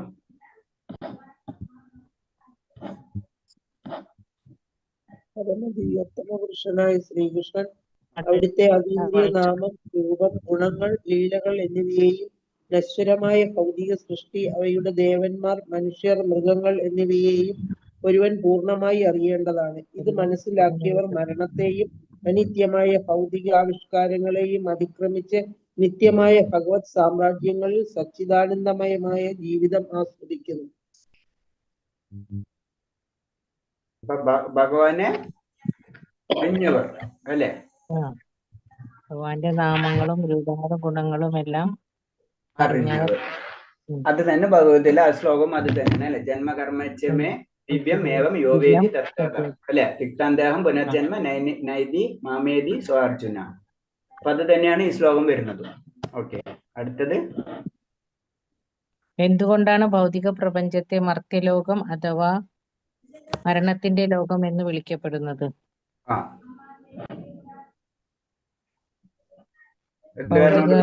പ്രപഞ്ചത്തിലെ ദശലക്ഷക്കണക്കിനുള്ള ബ്രഹ്മാവുകൾക്ക് പോലും ഇന്നോ നാളെയോ മരണം ബാധകമാണ്. അതുകൊണ്ട് ഭൗതിക പ്രപഞ്ചത്തെ മർത്യലോകം അഥവാ മരണത്തിന്റെ ലോകം എന്ന് വിളിക്കപ്പെടുന്നു. അതായത് ബ്രഹ്മാവിന് പോലും മരണമുണ്ട്, പിന്നെ നമുക്ക് മരണമില്ലാന്ന് നമുക്ക് പറയാൻ പറ്റുമോ? അതാണ് അടുത്ത്. വിഷ്ണു പുരാണം 6:7-61 പ്രസ്താവിക്കുന്നത് എന്താണ്? വിഷ്ണു പുരാണത്തിൽ നിന്ന് പര ഉത്കൃഷ്ട പ്രകൃതി എന്നും അപര അധമ പ്രകൃതി അല്ലെങ്കിൽ അവിദ്യയെന്നും അറിയപ്പെടുന്ന ഭിന്നമായ ശക്തികൾ ഭഗവാൻ ഉണ്ടെന്ന് നമുക്കറിയാൻ കഴിയുന്നു. രണ്ടു തരം ശക്തികൾ അല്ലേ? ഒന്ന് പര, ഒന്ന് പരാശക്തിയും പരാശക്തി. എന്ന് പറയുമ്പോ എന്ത് ശക്തിയാണ്? നമ്മളെ അധമശക്തി, അധമശക്തിയും ഉത്കൃഷ്ട ശക്തിയും, അല്ലെങ്കിൽ അന്തരംഗ ശക്തിയും ബഹിരംഗ ശക്തിയും. ഓക്കെ, അടുത്തത്.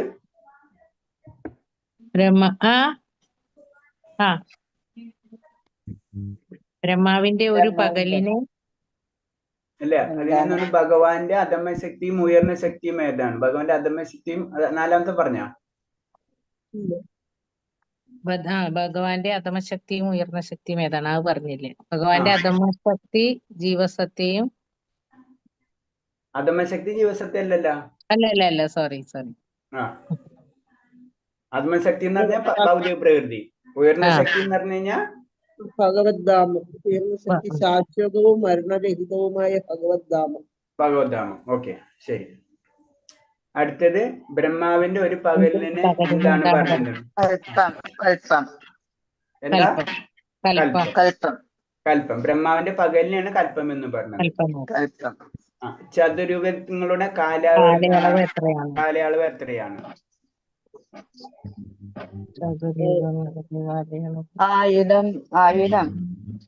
12,000 വർഷങ്ങൾ. ചതുരങ്ങളുടെ കാലം, ഭൂമിയിലെ ചതുരങ്ങളുടെ കാലം 12,000 വർഷങ്ങളാണ്. ഓക്കെ, ഇത് നമ്മുടെ ആയുസ് എത്രയാണ്? 100 വർഷം. 100 വർഷം. ബ്രഹ്മാവിന്റെ ആയുസ് 100 വർഷം. ബ്രഹ്മാവിന്റെ രാത്രി സംഭവിക്കുന്നത് എന്താണ്? രാത്രി സമയത്ത് സംഭവിക്കുന്നത് എന്ത്? ബ്രഹ്മാ ജീവിതാന്തത്തിൽ പ്രപഞ്ചം, അതാണോ? ഏതാ? രാത്രി സമയത്ത് ബ്രഹ്മാവിന്റെ രാത്രി സമയത്ത് പ്രളയജലത്തിലായിരുന്നു. എല്ലാം പ്രളയം. ഉയർന്ന ലോകമായ സൂര്യനിലും ചന്ദ്രനും മറ്റും കഴിയുന്ന ജീവജാലവും അതേപോലെ ഭൂമിയിൽ മധ്യലോകത്തിൽ കഴിയുന്നവരും അധോലോകങ്ങളിൽ കഴിയുന്നവരെല്ലാം ബ്രഹ്മാവിന്റെ രാത്രി സമയത്തെ പ്രളയജലത്തിൽ ആഴുന്നു. പ്രളയത്തിൽ ആ പ്രളയത്തിനൊരു പേരുണ്ടല്ലോ, എന്താ പിന്നെ ആരെങ്കിലും ഓർമ്മയുണ്ടോ? 2 തരം, ഒന്ന് മഹാപ്രളയവും പിന്നെ ഇതിനൊരു പേരുണ്ട്, അങ്ങനെ എന്തോ ഒരു പേരുണ്ട്, അത്യന്തിക പ്രളയം എന്നാ എന്തോ ഒരു പേരുണ്ട്. 2 പേരിൽ അറിയപ്പെടുന്നത്. ഓക്കെ, അപ്പൊ ഇത് ബ്രഹ്മാവിന്റെ രാത്രി സമയത്ത് ബ്രഹ്മാവിന്റെ രാത്രി പ്രളയജലത്തിൽ ആഴുന്നു എല്ലാവരും. അത് കഴിഞ്ഞിട്ട് വീണ്ടും കാലത്ത് നമ്മൾ എണീക്കുമ്പോ വീണ്ടും അടുത്ത രൂപങ്ങളും നമ്മളെ കർമ്മം മരിച്ചു ജനിക്കുന്ന പോലെ തന്നെ. ഇത് ഭഗവാനിലേക്ക് ലയിക്കാണോ പ്രഭു? എല്ലാം ഭഗവാനിലേക്ക് ലയിക്കണം. ഭഗവാനിലേക്ക് ടെമ്പററി ആയിട്ട് ലയിക്കണം നമ്മള്, പെർമനന്റ് അല്ല, ടെമ്പററി.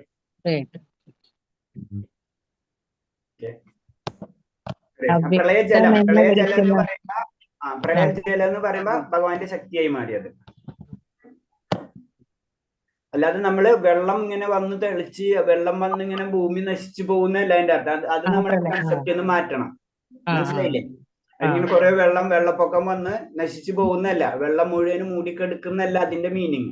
അത് നമുക്ക് മനസ്സിലാവാൻ വേണ്ടി ആ പ്രളയം എന്ന് പറയുന്നതാണ്.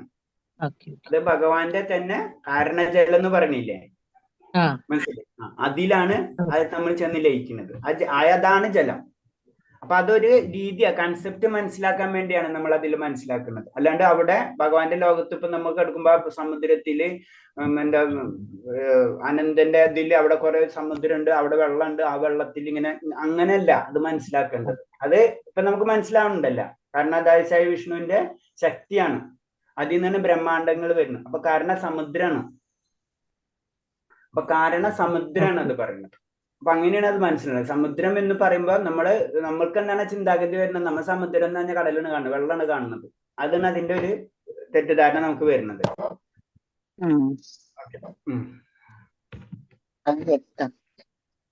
അടുത്ത ചോദ്യം എന്താ? അവ്യക്തം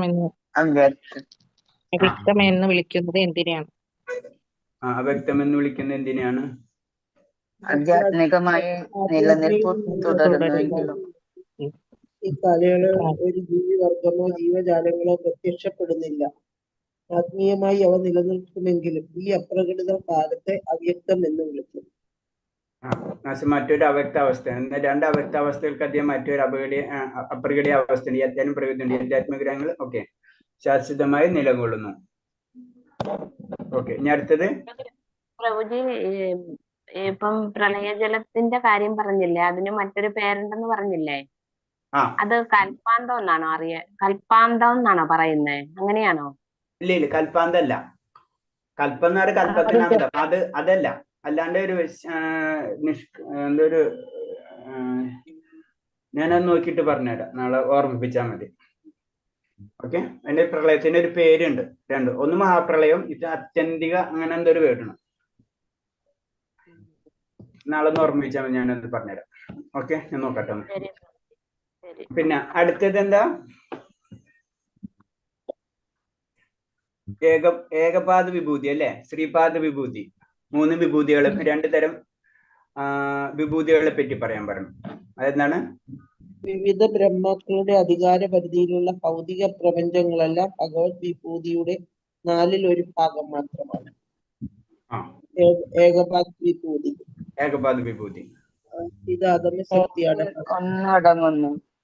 ഭഗവത് വിഭൂതിയുടെ 4ൽ 3 ഭാഗമടങ്ങുന്ന ആത്മീയ പ്രകൃതി അഥവാ ത്രിപാദ് വിഭൂതി. അപ്പൊ ഇതിൽ 2 വിവിധ ബ്രഹ്മാക്കളുടെ അധികാരിപ്പൻ. അപ്പൊ ഒരു ബ്രഹ്മാവിന്റെ അധികാരി പ്രകൃതി ഇതല്ല. അപ്പൊ അനവധി കോടിക്കണക്കിന് ബ്രഹ്മാണ്ടങ്ങളുടെ അത് എന്ന് പറഞ്ഞത് അവരെ അധികാര പരിധി എന്ന് പറഞ്ഞത് എവിടത്തോളാണ്? ഭഗവാന്റെ 25% വരുള്ളൂ. 75% ആത്മീയ പ്രകൃതിയാണ്. അതിനാണ് ത്രിപാദ വിഭൂതി എന്ന് പറഞ്ഞത്. ഏകപാദ വിഭൂതി എന്ന് പറഞ്ഞാൽ എല്ലാ ബ്രഹ്മാക്കളുടെയും പവർ. അപ്പൊ അവിടെ വരെ അവർക്കുള്ളൂ. അതിൽ തന്നെ നമ്മൾ പറയുന്നുണ്ട്, നമ്മുടെ ബ്രഹ്മാവ്, ആ ബ്രഹ്മാവ് ചെന്നിട്ട് പല ഭൂമിയിൽ പല പ്രശ്നങ്ങളും അല്ലെങ്കിൽ ഭൗതിക ലോകത്തിൽ ഇൻക്ലൂഡിങ് ബ്രഹ്മലോകത്തും പല ഇഷ്യൂസ് വരുമ്പോൾ ഭഗവാനെ ചെന്ന് പ്രാർത്ഥിക്കുന്നുണ്ട്. അത് ഏത് ഭഗവാനെ ചെന്നാണ് പ്രാർത്ഥിക്കുന്നത്? ഏത് വിഷ്ണുവിനെയാണ് പ്രാർത്ഥിക്കുന്നത്?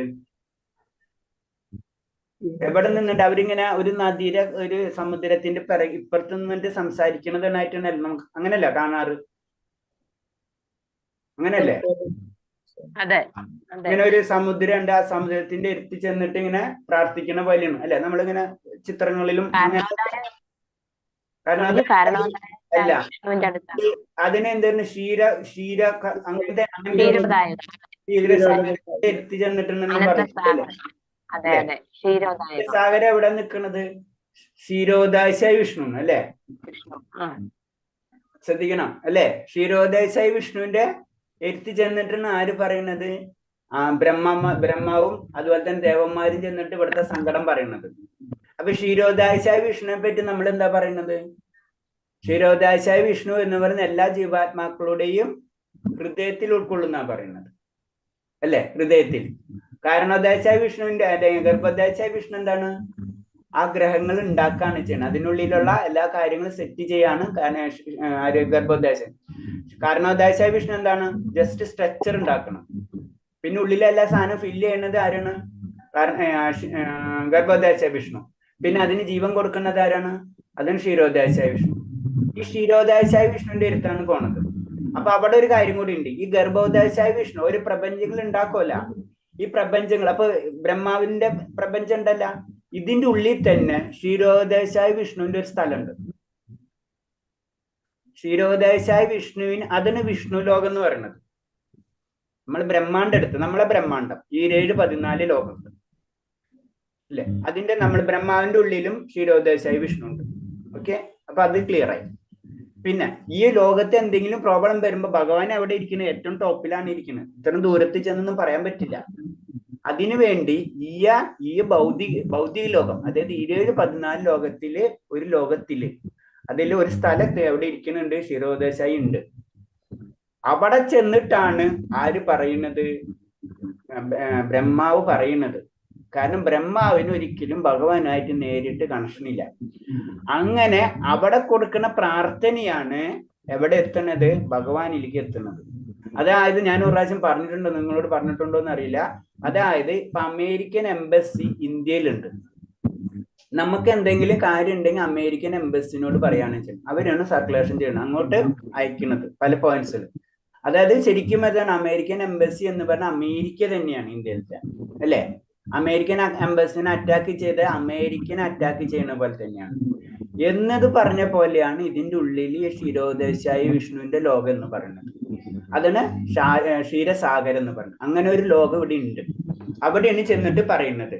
അപ്പൊ പറഞ്ഞു വന്നെന്ന് പറഞ്ഞ എന്താണ് ഏകപാദ വിഭൂതി എന്ന് പറഞ്ഞത് ഈ എല്ലാ ബ്രഹ്മാണ്ടങ്ങളും എന്ന് പറഞ്ഞാൽ എല്ലാ ബ്രഹ്മാക്കളുടെയും ഒന്നിച്ചെടുത്തു കഴിഞ്ഞാൽ അവരെ പരിധി എന്ന് പറഞ്ഞത് തന്നെ പരിധി എന്ന് പറഞ്ഞാൽ അതിനപ്പുറത്തേക്ക് അവർ കടക്കാൻ പറ്റില്ല. ഭഗവാനൊന്നും ഇവർക്ക് കാണാനുള്ള വോയിസ് ഇല്ല, അത്രയാണ്. അതുകൊണ്ട് ഓടിച്ചെന്ന് കാണാൻ ഇപ്പൊ നമുക്കറിയാം പ്രൈം മിനിസ്റ്ററെ നമുക്ക് കാണാൻ പറ്റില്ല പെട്ടെന്ന്. ഇതേപോലെ തന്നെ ബ്രഹ്മാക്കന്മാരും ഭഗവാൻ ശ്രീകൃഷ്ണൻ തമ്മിലുള്ള വ്യത്യാസം അത് തന്നെ. അവർക്ക് ക്ഷീരോദാശായ വിഷ്ണു വരെയാണ് അവർക്ക് ലിമിറ്റേഷൻസ്. അതിന് ക്ഷീരസമുദ്രത്തിന്റെ അടുത്ത് ചെന്നിട്ട് ദേവന്മാര് അവരെ വിഷമങ്ങൾ പറയുന്നത്, പിന്നെ വിഷ്ണു, പിന്നെ അങ്ങനെ കണക്ട് ചെയ്ത് പോണത്. തിരുപാദ വിഭൂതി. ഓക്കെ ഹരേഷ്ണ, അടുത്തത് അടുത്തെന്താണ്? 22 അല്ലെ? എന്താ ഭഗവത 8:22 ഭഗവാൻ എങ്ങനെ സമീപിക്കാം എന്നാണ് പറയുന്നത്. ഭക്തിയുത സേവനം അല്ലെ? ഭക്തിയുത സേവനമല്ലാതെ യാതൊരു വഴിയില്ല എന്നാ പറയുന്നത്. പുരുഷസ പരംപാർത്ഥ ഭക്തി ലഭ്യസ്തനന്യ. ശുദ്ധ ഭക്തി കൊണ്ട് മാത്രം പ്രാപ്തനാണ് സർവ്വല്യ മഹാത്മായ പരമ ദിവോത്തമ പുരുഷൻ. ഭക്തി കൊണ്ട് മാത്രം. അപ്പൊ അത്ര ഇമ്പോർട്ടൻസ് ഉണ്ട് ഭക്തിക്ക് എന്നാണ് അതിൽ പറയുന്നത്. അടുത്തെന്താണ് ചോദ്യം? കാമ്യകർമ്മങ്ങൾ ചെയ്യുന്നവരുടെ സ്ഥിതി എന്താണ്? സ്വർഗഗ്രഹങ്ങളിലേക്ക് ഉയർത്തപ്പെടും. സ്വർഗരാജ്യങ്ങളിൽ നമ്മ സുഖത്തിൽ പോവോ? നമ്മള് പോവുന്ന സംശയം. ഭഗവാന്റെ ലോകം പോയിട്ട് നമ്മൾ സ്വർഗലോകത്തെങ്കിലും പോവോ? അത്ര നിലയിലെത്താൻ ബുദ്ധിമുട്ടാ. നമുക്കിപ്പോ ഒരു കാര്യം മനസ്സിലാവണില്ലേ നമ്മുടെ ലെവൽ എവിടെയാണെന്ന്? അങ്ങോട്ട് എത്താൻ കുറച്ച് ബുദ്ധിമുട്ടാണെന്ന് മനസ്സിലാവണില്ലേ? സ്വർഗലോകത്തിലേക്ക് എത്തുന്നതിനനുസരിച്ചേക്കുമ്പോ തന്നെ നമുക്ക് സംശയമായി തുടങ്ങണം അല്ലേ? ബുദ്ധിമുട്ടാണ്. അപ്പൊ അതാണ് പറഞ്ഞത്. അപ്പൊ നമ്മളെ സത്യാവസ്ഥ നമുക്ക് തന്നെ മനസ്സിലാവണം. സത്യം പറഞ്ഞു നമ്മളെ ഭക്തിനും ഭഗവാൻ അല്ലെങ്കിൽ ശാസ്ത്രങ്ങള് പൊളിച്ചു തരാ നമ്മളെ. സത്യം പറഞ്ഞു അതാണ് കൂടുതൽ പഠിക്കുന്നതോറും നമുക്കൊന്ന് തന്നെ തോന്നും അക്ഷരം ഭക്തിയൊക്കെ വേണോ ഇങ്ങനൊക്കെ നമുക്കൊരു വിഷമങ്ങളൊക്കെ തോന്നും. കാരണം ഇത് വളരെ ദൂരത്താണെന്നുള്ള ഒരു ഇത് തോന്നും. അല്ലെങ്കിൽ നമുക്ക് ഒന്നും അറിയാത്തവന് കുഴപ്പമില്ല. കൂടുതൽ അറിയും തോറും നമുക്ക് നമുക്ക് അതിനനുസരിച്ച് നമ്മൾ വർക്ക് ചെയ്യണം. ഓക്കെ, അപ്പൊ ഇതാ അടുത്തതായി എന്നിട്ട് ജ്ഞാനികളും യോഗികളും എന്താണ് സംഭവിക്കുന്നത്? ജ്ഞാനികൾക്കും യോഗികൾക്കും മഹർലോകം, തപോലോകം, ബ്രഹ്മലോകം എന്നിവിടേക്ക് ഉയർത്തപ്പെടുന്നു. മഹർലോകം, തപോലോകം, ബ്രഹ്മലോകം ആ ലോകങ്ങളിലേക്ക് വരുത്തും. നമുക്കറിയാം ഈ സ്വർഗലോകത്തിന്റെ മുകളിലാണ് ഏതൊക്കെ? മഹർലോകവും തപോലോകവും അല്ലെ? അപ്പൊ ആ ലെവലുകളാണ് നമ്മള്. അപ്പൊ എന്താണ്? കാമ്യകർമ്മങ്ങൾ ചെയ്യുന്നവനേലും ബെറ്റർ ആണ് ആര്? ജ്ഞാനയോഗികൾ അല്ലെ? അതാണ് അവര് അടുത്ത ലോകങ്ങളിലേക്ക് കടക്കുന്നത്. അതിനേലും ഉയർന്നവരാണ് ഭക്തന്മാര്. അതാണ് ഈ ഭൗതിക ലോകം ഈ മുഴുവനും വിട്ടിട്ട് കടക്കുന്നത്. അല്ലെങ്കിൽ വേറെ രീതി പറഞ്ഞ മഹർലോകത്തിൽ നിന്നിട്ട് തപോലോകം, അവരും അവിടെയും ഭക്തിയുത സേവനങ്ങൾ ഭഗവാനെ ആരാധിക്കുന്നുണ്ട്. അപ്പൊ അവര് ഇത് കഴിഞ്ഞു കഴിയുമ്പോ പ്രളയം, മഹാപ്രളയത്തില് അവര് ആ സമയത്ത് കടക്കും. അല്ലെങ്കിൽ അവര് ആ ലെവലെത്തുമ്പോ അവര് കടക്കും. എങ്ങനെയാണെങ്കിലും പിന്നെ എന്തുകൊണ്ട് ബദ്ധാത്മാക്കൾക്ക് ഭൗതിക ക്ലേശങ്ങൾ അനുഭവിക്കേണ്ടി വരുന്നത്?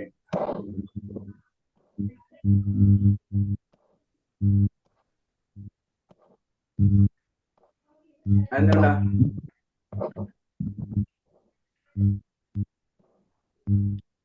കാരണം എന്താണ്? ബദ്ധജീവാത്മാക്കൾ ഭൗതിക പ്രകൃതികൾക്ക് ആധിപത്യം സ്ഥാപിക്കാൻ ശ്രമിക്കുന്നു. അതിന്റെ കർക്കശനി നിയമങ്ങൾക്ക് അധീനനായി അവർക്ക് ഭൗതിക ക്ലേശങ്ങൾ അനുഭവിക്കേണ്ടി വരുന്നു. അതായത് നിയമങ്ങളുണ്ട് ഭൗതിക ലോകത്ത്. ഭഗവാൻ ചില നിയമങ്ങൾ സ്ഥാപിച്ചിട്ടുണ്ട്. അതിലൊരു നിയമമാണ് ഫസ്റ്റ് മന്ത്രം 1 പറഞ്ഞത് അല്ലെ? ഈശാവാസ്യം ഇതം സർവം യജ്ഞ ജാഗതം ജഗത് തേന തിക്താന ഭുഞ്ചിത മാ കൃത തസ്യ സിദ്ധനം. ഓരോരുത്തർക്ക് എന്താണെന്നൊക്കെ പറഞ്ഞിട്ട് അളവ് മാറ്റി വെച്ചിട്ടുണ്ട്. അതിനനുസരിച്ച് ജീവിക്കുക.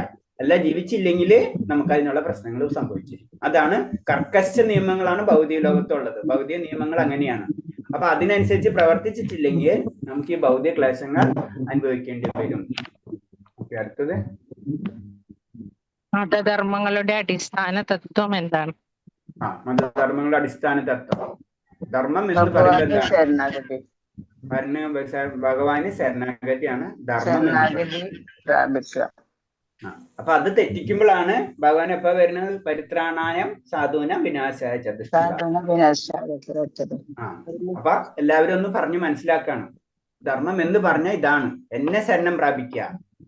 മനസ്സിലായി? അത് ഭഗവാൻ പല ലീലകൾ, അതിലെ ഒരു ഗോവർദ്ധനഗിരി ഒരു ലീല, അതിനൊക്കെ പെട്ടെന്ന് നമുക്ക് മനസ്സിലാവും.